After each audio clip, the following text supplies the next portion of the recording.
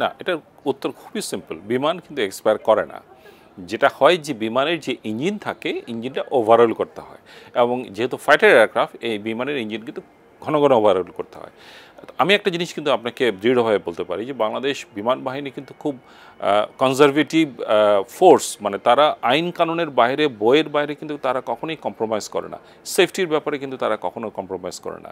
So একটা বিমানের engine যখন ওভারঅল করার সময় হয়, তারা কিন্তু তখনই করে, অ্যাভিনিক্স চেঞ্জের সময় হয় তখনই করে, এবং কখনোই একটা ফল্টি এয়ারক্রাফট একটা পাইলটের হাতে তুলে দেয় না। এই বিমানের একটা মাত্র ইঞ্জিন, এটা যদি কখনো ক্র্যাশ করে তাহলে তো মানে মানে ইঞ্জিনটা যদি তাহলে আমরা যে শুনছি যে এটা অনেক পুরনো, না না, ইটস নট প্রো।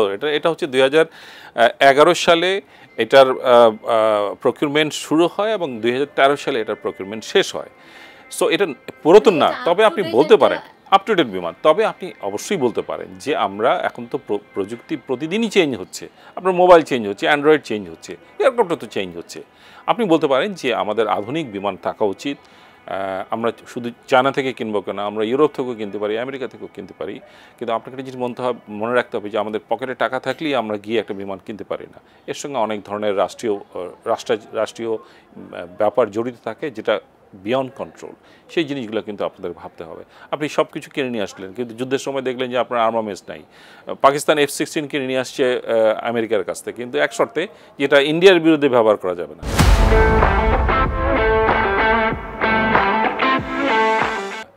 তো তাহলে কিন্তু সেটার কোনো ইউজ থাকলো না। সেরকম অনেক ধরনের ক্লজ থাকে যে কারণে থাকে।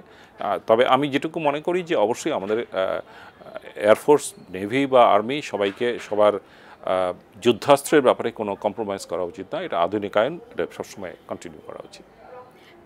গতকালকের যে দুর্ঘটনা, এটার পরে আপনাদের পক্ষ থেকে কি কোনো পরিবর্তনমূলক সিদ্ধান্ত বা কিছু আপনাদের মধ্যে থেকে আসবে? এই যে আমি প্রথমে বলিনি, যেহেতু আমি অবসরপ্রাপ্ত, আমি সশস্ত্র বাহিনীতে কি হচ্ছে আমি বলছি। সশস্ত্র বাহিনীতে আমি যতদিন ছিল আমি দেখেছি যে কোনো একটা দুর্ঘটনার পরে ম্যাসিভ চেঞ্জ আসে। যে সমস্ত ভুলগুলো আইডেন্টিফাই হয়, যে সমস্ত রিকমেন্ডেশন থাকে, সেই রিকমেন্ডেশনগুলো ইমপ্লিমেন্ট করার চেষ্টা হয়। যেগুলো রাষ্ট্রীয় লেভেলে থাকে সেখানে হয়তো কিছু কম্প্রোমাইজ হয়, বাট যেগুলো ফোর্স লেভেলে থাকে সেগুলো কিন্তু নজর দেওয়া হয়, এবং যে কোনো মৃত্যু কিন্তু যে কোনো ফোর্সের জন্য মোরালের এফেক্ট করে। আমাদের ভৌগোলিক অবস্থানের সীমাবদ্ধতা চিন্তা করতে হবে, আমাদের অর্থনীতির সীমাবদ্ধতা চিন্তা করতে হবে, এবং সব কিছু মিলায় কিন্তু আমি আশাবাদী যে একটা ভালো একটা রিকমেন্ডেশন আসবে। এবং আমি আশাবাদী অনেকগুলো কারণে। আরেকটা হচ্ছে যে এখন তত্ত্বাবধায়ক সরকার আছে, তাদের তো ভয় পাওয়ার কিছু নাই, তারা ইমপ্লিমেন্ট করবে। এবং আমি এটাও শেষ সাথে আশা করি যে ভবিষ্যতে যেই সরকার ক্ষমতায় আসবে তারাও এই সমস্ত ব্যাপারে কম্প্রোমাইজ করবেন না, স্বজনপ্রীতি করবেন না, দুর্নীতি করবেন না।